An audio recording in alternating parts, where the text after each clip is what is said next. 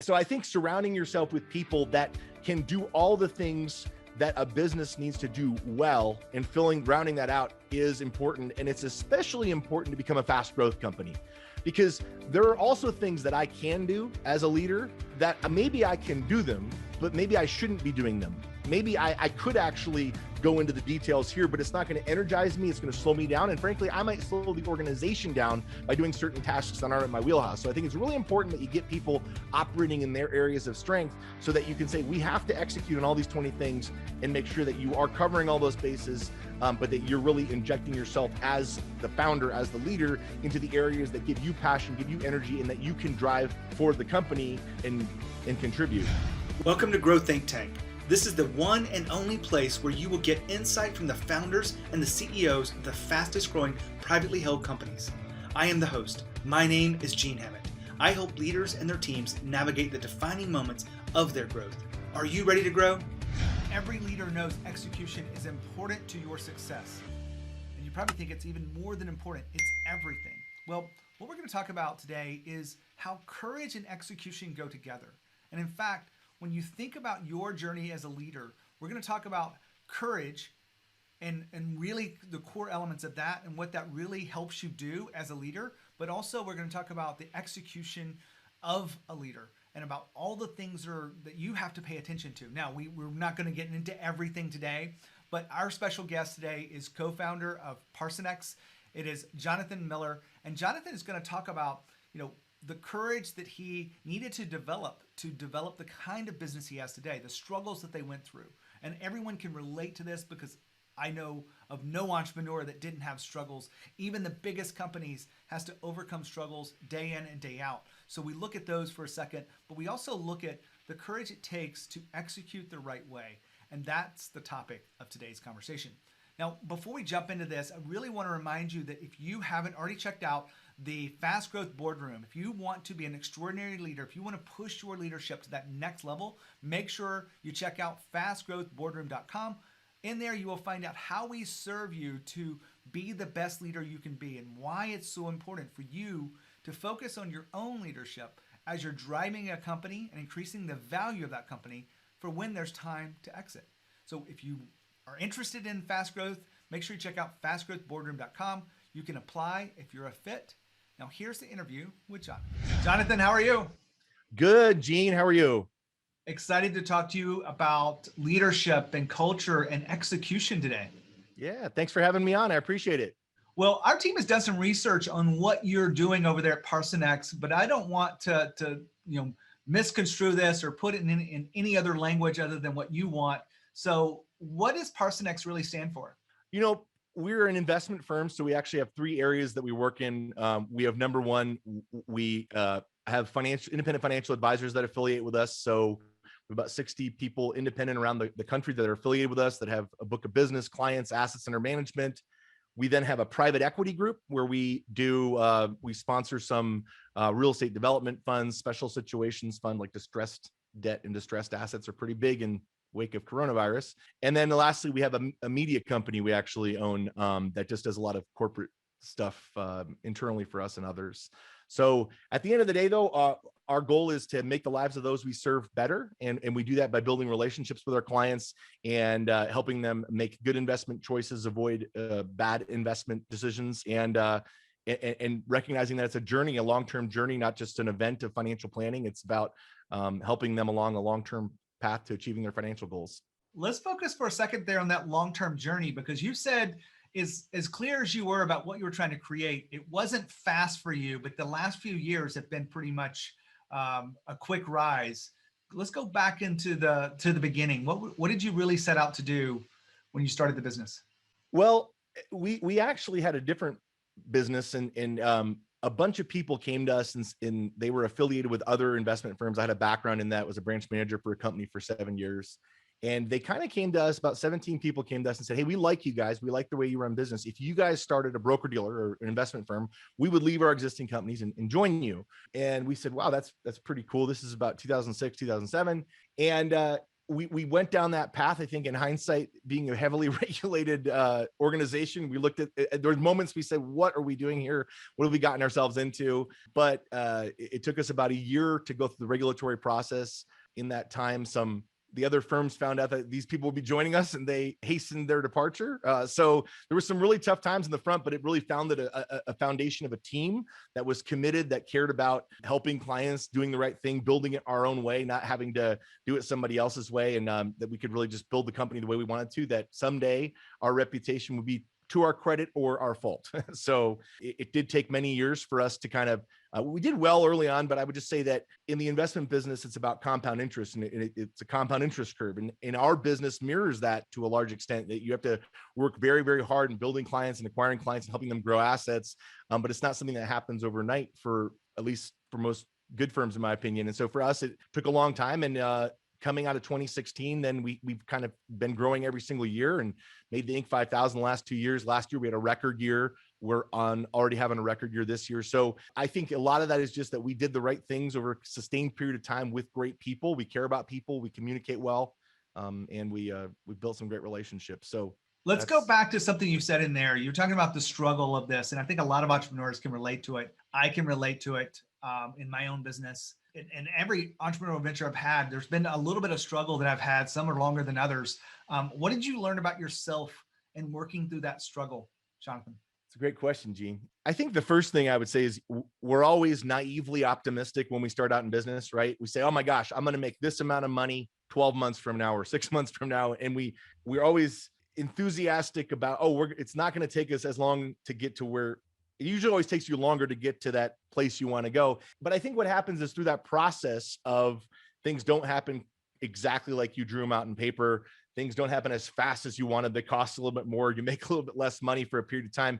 It solidifies you in like, okay, am I really doing the things I need to do to be successful? Is this the right path for me? And am I doing the things that I need to be doing? I love that one of your, you talk about courage as one of the values that you guys have value. And I think there's sometimes in business, it's a different kind of courage because we're pursuing an unknown outcome. And unless you're a serial entrepreneur and you've done it before, you have this faith and belief in this vision for the future that you see, but you have to go out and do all the work with no guarantee that is actually going to happen. So it really forces you to, I think, look at yourself. I would also tell you that I think that there's been many mistakes we've made along the ways and failures, and that those were probably the greatest teachers. Would I choose to do them again? I don't know. I probably wish I could have approached them slightly differently, but I can definitely look back and say that had it not been for some of those things, we wouldn't be as good as we are in execution, in overcoming challenges, and being judicious about opportunities we pursue. Now, Jonathan just talked about being naively optimistic. I know a lot of entrepreneurs that are naively optimistic, and I was one of them. When I started my first business in 2001, I had a lot of intelligence and confidence in myself and the idea that was going on, but I had no idea the struggles that were ahead of me, and I just went forward anyway. I was optimistic that I would find a way forward, and you know what? I did. Was it difficult? Absolutely. But what I wanted to bring up for you is this is part of our journey as leaders. And if you think about where you're moving forward, you have to also be naively optimistic. You want to make sure that you're not being pessimistic. You're not looking at the negative things that could happen. I know that a lot of people think about, what's plan B and what's plan C and really looking at those things. But I really want you to think about, what does being optimistic mean for you as a leader? It means looking at people and looking at opportunities and looking for the best in them. You also want to make sure that you're not just looking at the negative side of life. Being naively optimistic is not just about entrepreneurship, but it's about life. And I just want to put a spotlight on that for you in this little commentary that take a break between that interview with Jonathan. Back to the interview. Kind of curious around those mistakes. You've talked about the value of your team now, that everything's kind of gelled together. You guys are growing fast. Which one of those mistakes related to your team that you could share with us today that we could learn from? I mean, the first thing I think it's very hard when you start out that you don't have a lot of money. So you start hiring people that you can afford, right? You want to get great people at the lowest possible cost, which you can do. We have some great people from those early days, but we've also cycled through a lot of people, I think. And I think we've become a lot more disciplined about our hiring process, especially for home office staff. I think that because we're a highly relational organization, there's been many times that there were folks that we kind of could see pretty early on that they weren't the right, or for sure not the ideal fit, but yet we took a long time to make the necessary changes. And every time we make those hard decisions, on the opposite side of that, you just feel this massive amount of relief, and you get a different person, or the better person, or the right person in. And it's like, my goodness, I wish I had done this earlier, but you didn't have the wisdom or knowledge, or looking back, you didn't feel that way at the time. So I would just say, if you're a people person, you care about people, one of the disciplines you have to get down as an entrepreneur is being able to make tough decisions sooner rather than later, because postponing it just makes it worse. And it's definitely not the best thing for your business. So we've made lots of those over the years, but we eventually at some point have moved through them, but maybe not always as fast as we should have, when we had a misalignment of a person in the wrong role, or a wrong person on the team. It's interesting, Jonathan, how our conversation comes back again to courage, because I find a lot of leaders that are sitting right where you are don't have the courage early in their careers to say, that person's not a fit, but we're going to, let go of them soon, versus later they try to work it out. They don't want to accept that the failure behind this. When you think about courage now and you look back at yourself, do you feel like you've grown like a million times? Well, I will tell you that I had 3 pretty pivotal folks that I replaced last year in our firm, and I still to this day hate it. If you ask me, what do I enjoy? There's so much I enjoy about our business. I love being creative. I love pursuing things, and I love seeing people succeed. That's all fun. The thing I do hate is those people problems, because you never see eye to eye on it, right? That nobody's ever said, yes, I think you should totally let me go now. And I agree with that decision, even though, so you have to make those decisions as a leader in your business. So I still to this day hate it. And to your point though, unfortunately, yeah, I have gotten good at it. And that makes you sometimes come across, at least to those people, as probably not the nicest person, because you're not doing what they want you to do. But you have to maintain your eye on the organization and all the people that are in the organization. And that is sometimes at odds with 1 or 2 or specific people. So yeah, we're really focusing on the thing that I dislike the most about business, because I love most aspects, but those things are always hard to me because I care about people.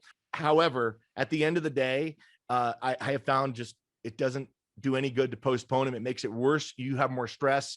And it's like any challenge, you just deal with it head on. You do the thing you fear, and the death of fear is certain, right? So you have to discipline yourself and force yourself to do those tough things, because it's so much better on the opposite side. It's like ripping off a Band-Aid, only emotionally much more toil than that. But it's the adult version of that, I think, in some ways. And yeah, you do get better at it over time, but it doesn't make me enjoy it anymore. I can tell you, I just plow through it faster.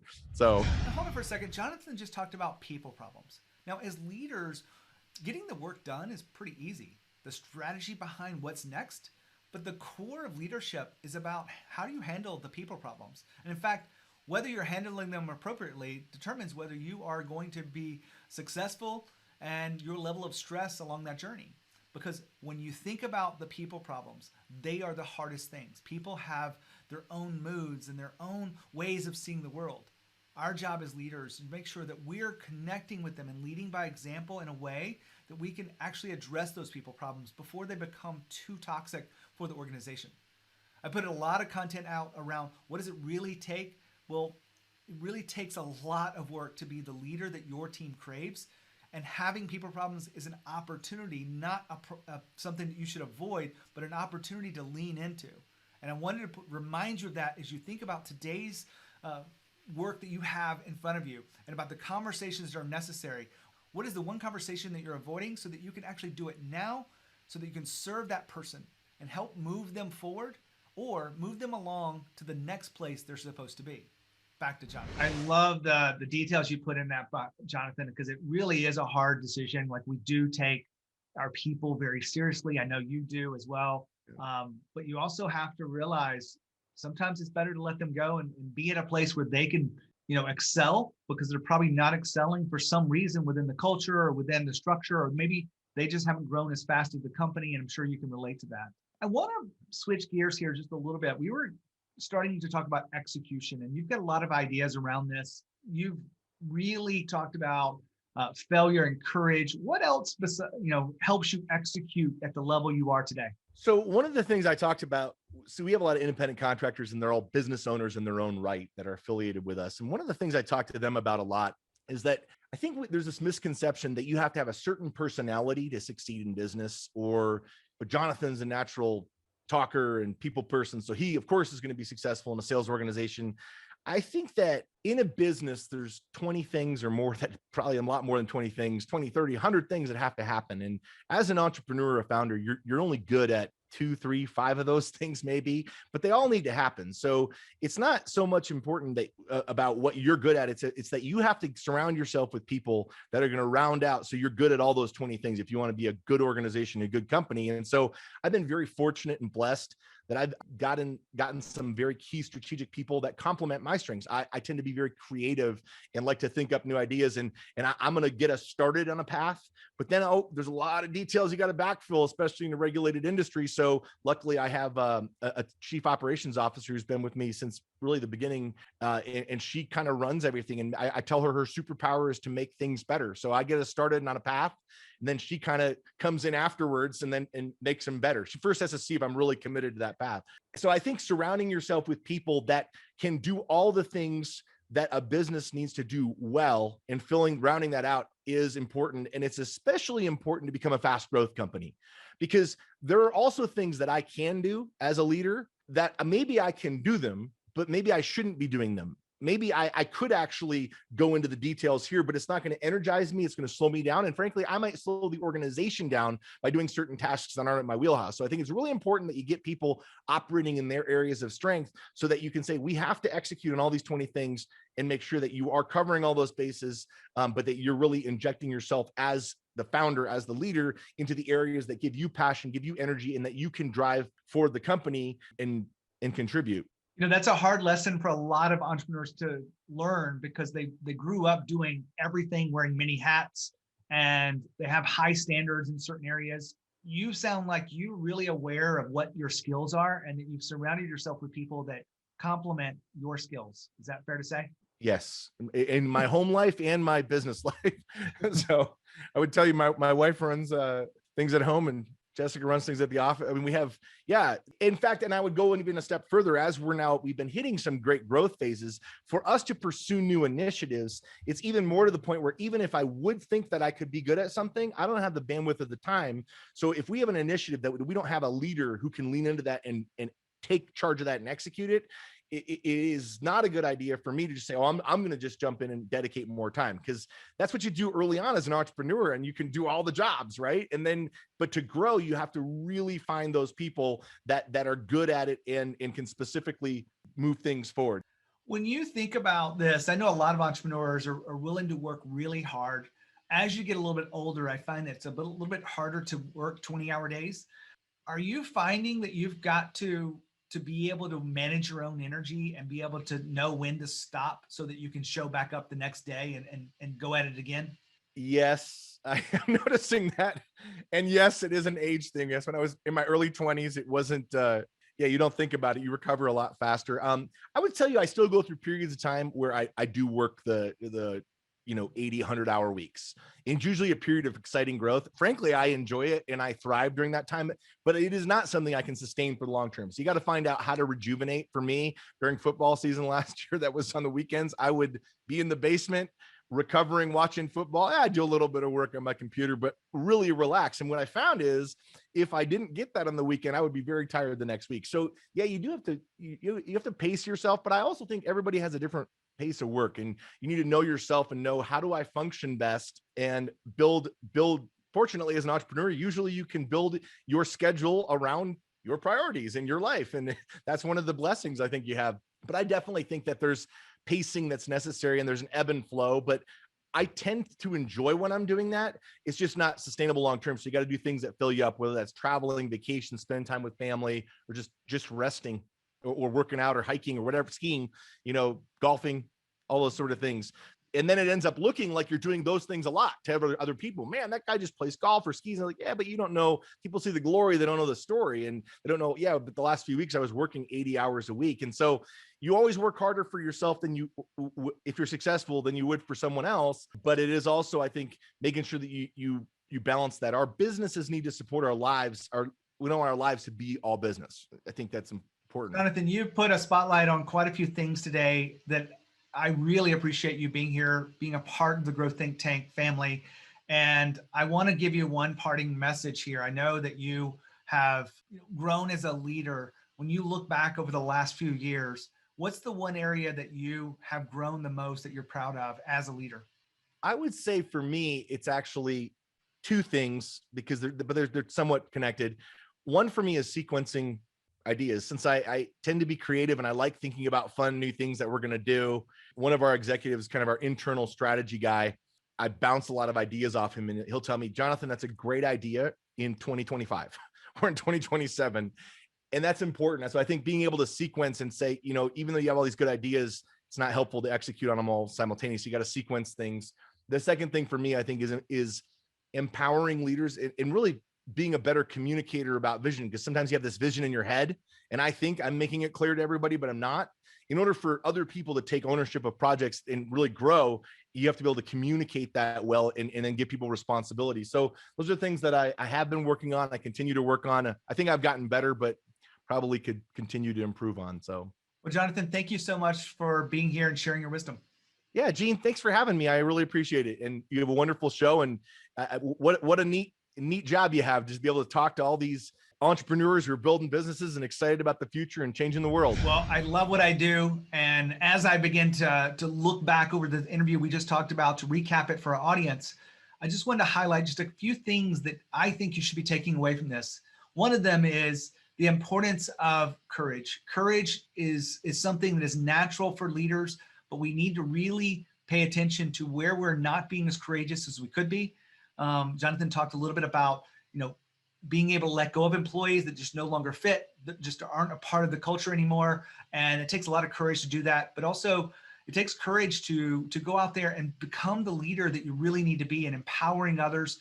There's so much in today's episodes. Hopefully you're evolving as a leader. If you have any questions about what your next step is, if you want to have a conversation with me, make sure you reach out to me. And if you are thinking that you might want to join our community of fast growth leaders, make sure you check out Fast Growth Boardroom. On there, you will find out some of the details about how we serve you, what's really important to become an extraordinary leader. If you think you're a good fit, then you can apply at fastgrowthboardroom.com. When you think about culture, you think about growth, and you think about leadership, think of Growth Think Tank. As always, lead with courage. We'll see you next time.